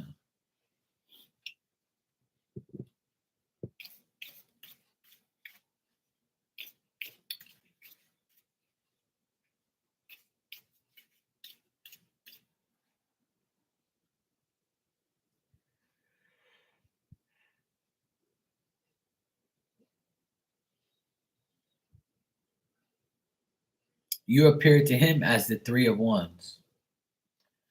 The three of wands in my deck is a woman, and the three of wands means that you're a person that's understanding and knowledgeable, and you work, you have a job, you're attentive, and you do what you have to do. Like he might know you through work.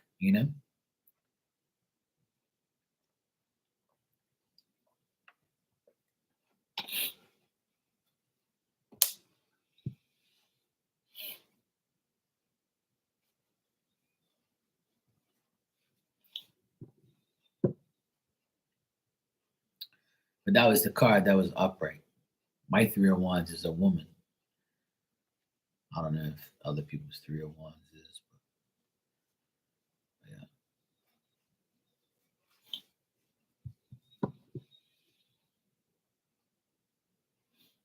yeah. Yeah. Good luck with that. I mean, I have a Pisces woman, close friend of mine, and she's married to an Aquarius. And she also like kind of dated me like, briefly, but we were more friends than like lovers. But we got along, we were good friends. We still are friends. But she's married to an Aquarius. I met another Pisces woman a long time ago. I would say like 10 years ago. And she was like, she had broke up with this guy that was a weirdo. And then her and I got pretty close. And then she went right back to the idiot, the guy that disrespected her. And then he ended up leaving her. And then she ended up being with somebody else. So like Pisces women, they have their choices. They have to see who's next up. Or if you don't work, somebody else will. So yeah, that's how like I dealt with Pisces women in my life. Pisces men, on the other hand, I do not like. There's a lot of Pisces men that have been in my life recently that I wanted to beat the living shit out of. And I don't speak to them anymore because they're all crybaby little bitches. and they're all con artists and liars, and they think their shit don't stink. They think they know everything until they met me.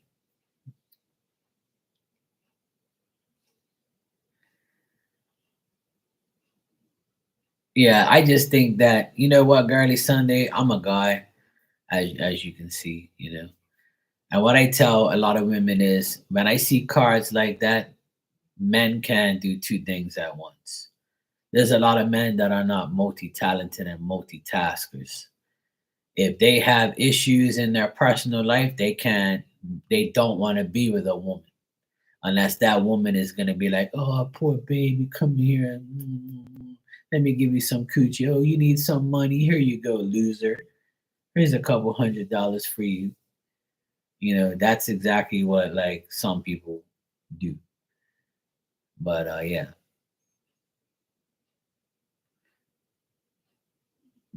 not Marky. I don't play those games. But yeah, some men are like that though. A lot of men can do two things at once. A lot of women can either. But yeah, a lot of men ruin things for people like me. Oh, the last guy I had to bail him out of this and bail him out of that.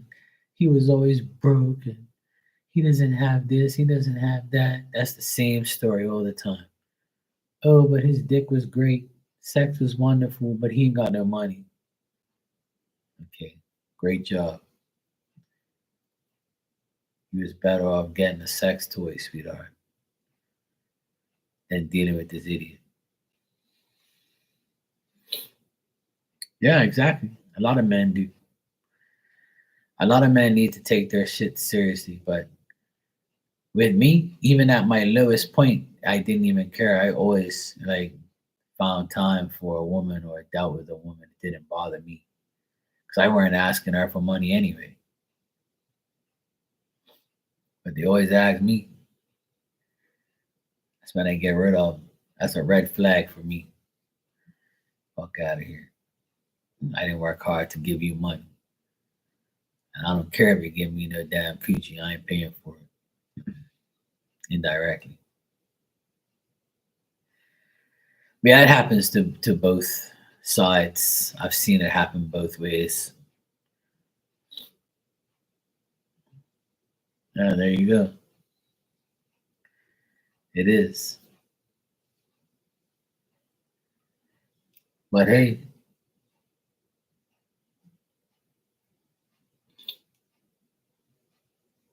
that's one thing I know for sure is there's a lot of guys like that.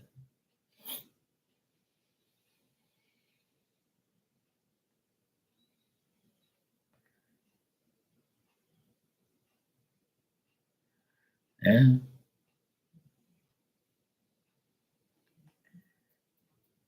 yeah, I'm good. You know, I don't mind being teased and talk shit too. This is nothing. This is light. You know, you guys didn't know Sue. Sue's in heaven. You know, she's my.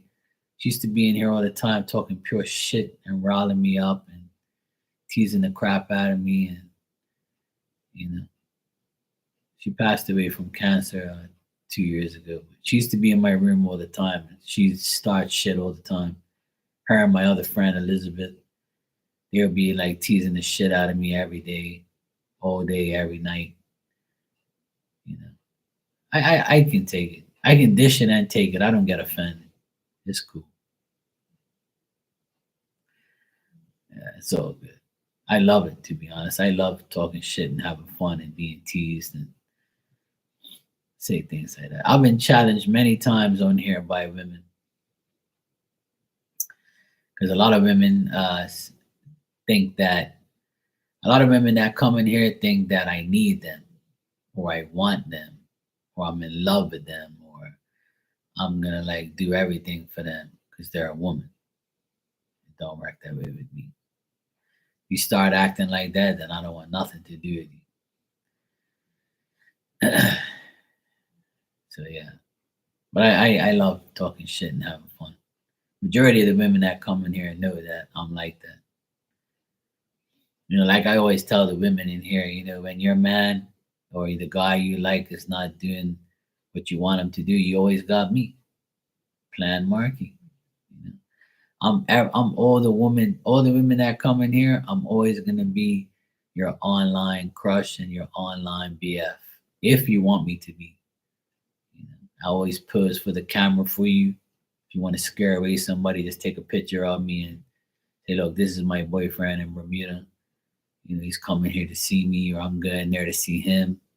We're gonna get lost in the triangle and together, and we're gonna go to the peak sandy beaches.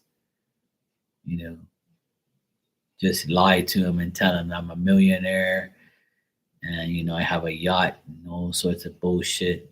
You can use me like that. That's cool. Yeah, just take a screenshot, put me on your wallpaper of your phone, and be like, "Oh, who's that guy in the orange and the yellow hat? Who's that? Oh, that's my boyfriend, Marky. He's the love of my life." Oh, really? Yeah. Okay, cool. Nice. Have fun. Oh, Bermuda? Oh, cool. That mofo will be right on Google right away. Bermuda. Oh, fuck. This guy lives there. I have no chance. That's how you scare the guys off if you want to. I always tell the ladies you can use me to get rid of somebody. Yeah. I say it all the time. People start laughing in here and they always say, "Yeah, Mark, you sure I'll do that?" Yeah, I don't mind. It's all good. I love having fun, talking shit. Because I know how men are. And I know how women are. There's that saying again, I know. I can't help it. I do know. I do know how they are. We all do. We've been living in this world this long, then we all know how they are. And majority of people in this world are assholes. So that's why I don't have no time for them.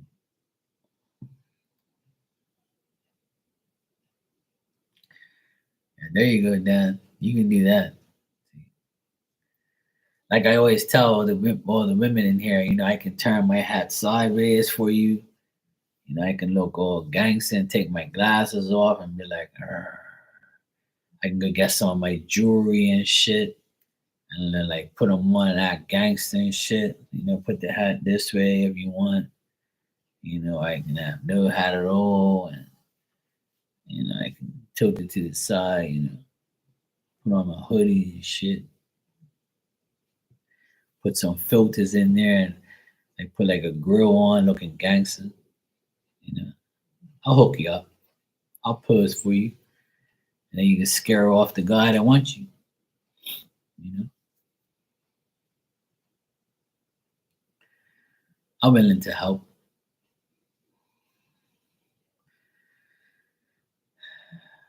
Well,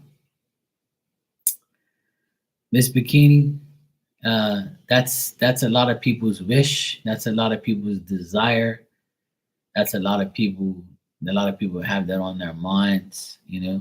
I always feel like there's hope for everyone to get married and to have a good life and to have kids and even if you get even if you get married and never have kids, like some of my aunties had that problem and uncles.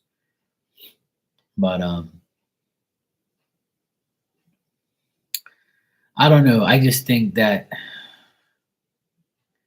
my honest opinion before I go, it's almost like 2 o'clock in the morning here, but before I go, like I admire people who have been together for a long period of time. You know what I'm saying? If you've been married for like 30, 40, 50, 60 years, I admire you because that means you've put in the work and you've been like together for a long time and you didn't give up on your marriage or and then there's some people who have been married that long and wish that they can get rid of the person they're with and go about their business. And then there's like people who actually like, do care about each other. But you know, one of my greatest wishes was to get married and have children. But I'm 47 now, so that's kind of like something that I put on the back burner now that I don't really care about like as much as I used to. But I would love to get married still and still have a child, But for a man, it's different. Being this age, I know a guy right now that's 51. He just had his first kid, and his wife is like, I think she's 37 or 38, something like that. But they just had their first kid. I know women in their 40s that have a child, because their body still can produce it or whatever. I just think what's meant to be is meant to be. It's all good. And the thing is I don't really at this day and at this point in time in my life, if it happens, it happens. If it doesn't, I'm okay with it. You see what I'm saying? I'm okay with being single, not married, and not having kids. I'm okay with it. Some people, it's devastating to them, or they're desperate for somebody. But me, I'm not like that. I've never been a desperate guy. I've never been someone who like has to get married and I have to have a child, and I have to do this, and if I'm gonna be labeled if I don't. I don't care what anybody thinks. Like as long as I'm happy, I'm good. And I'm happy. I can honestly say I'm very happy with my life. Like I don't need someone to complete me. You know what I'm saying? Like I like being alone. I like not alone, but I like being single, and I like not having no woman aggravate the fuck out of me. It's bad enough I have my mother and my sister and my clients and some aggravating people like in my life, so I don't really care. Like, and a lot of my friends are single, a lot of my friends are divorced. Um, and the thing is God gave me an alternative. So when I was younger, I was always dating. I always had a girlfriend, but when I reached like 40, like I kind of like didn't want to date anyone anymore. I just wanted to be single and just like say fuck everybody, you know, and do what I have to do for myself. And I've always had my nephews. My oldest nephew is good 22 in July. So for the past 20 years, I've had six nephews. So it's like I have kids, but not really. And I live next to the two youngest ones for the past 16 years. So I've raised them. I'm with them every fucking day. So like to me, I'm like I'm okay with my life. Like I don't need to be married. I don't need no children. And if I do get blessed with that scenario and that situation, I'll be happy. I'd love to get married. And I'd love to have a child still. I wouldn't care like having it this age. It don't bother me because it's just what I want. It's what I would love to have, but it's not something that I need. It's something that I want. You know? Oh, absolutely, Dan. And I feel like maybe one day that'll happen.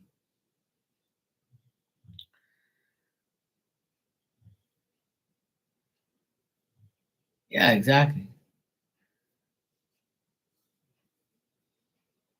But the thing is with me, I don't want no like super young woman in my life. Like I'm 47, so I don't want nobody that's like 30, because then that's like 17 years younger than me.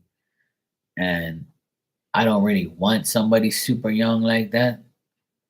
So I don't want to leave them like, with a shit to, deal with as I get older. Something happens to me. But then again, I'm not in control of that because I can meet somebody that's 30 and have a child with them, and they can be like the blessing of my life, even though they're way younger than me. But that's not up to me. And I know a couple that was 22 years apart and they still had two kids and had a great life. So age doesn't really matter sometimes, but sometimes it does in certain cases. But you know, it's the way life is. But I'm very happy with being single and not having kids and just having my business, my family, my nephews, you guys, having my life. I'm good. Like I'm not like a person who's like, oh my god, I need to get married. I'm 47. I need kids. I'm a loser. Like I'm not like that. I don't really give a fuck. You know, I'm happy with like just being alive and being healthy and not being in the hospital. I'm happy with that. you know. And as I get older, I realize that, I really don't need that. It's just something that I want. All right, Dan, take care, brother.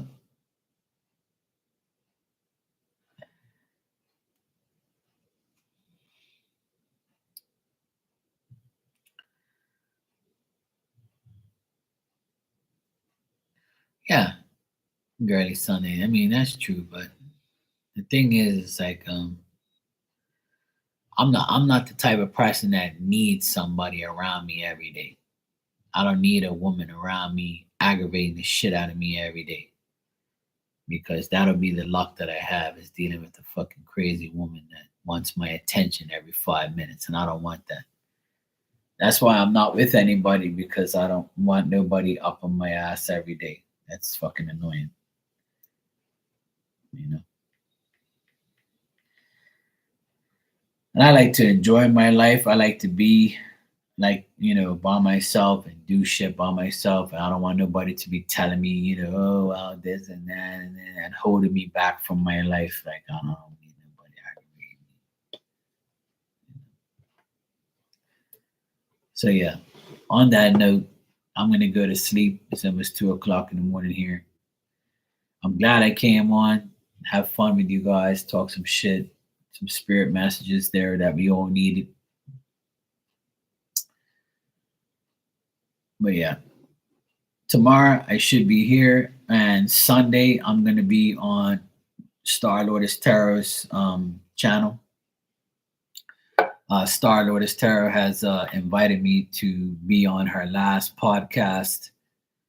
Um, I started the podcast with her. I was her first guest, and I'm going to be her last guest before she packs it up for the summer. So Sunday night at 8 o'clock my time, I'm going to be on her podcast again, talking about life and psychic shit and just conspiracy theories and things like that. So just a heads up, I'll be over there on Sunday. So it should be fun. I want you guys to all come over there and support us and talk shit and have fun over there. So yeah, I'll be over there on Sunday. All right, good night, Girly Sunday, Dan, Ilda, Miss Bikini. Love you guys, and I'll see you all tomorrow. Take care. I'll be on probably during the day tomorrow too, because it's supposed to be like bad weather here. But I'll be here tomorrow. I might be here like in the morningish, afternoonish.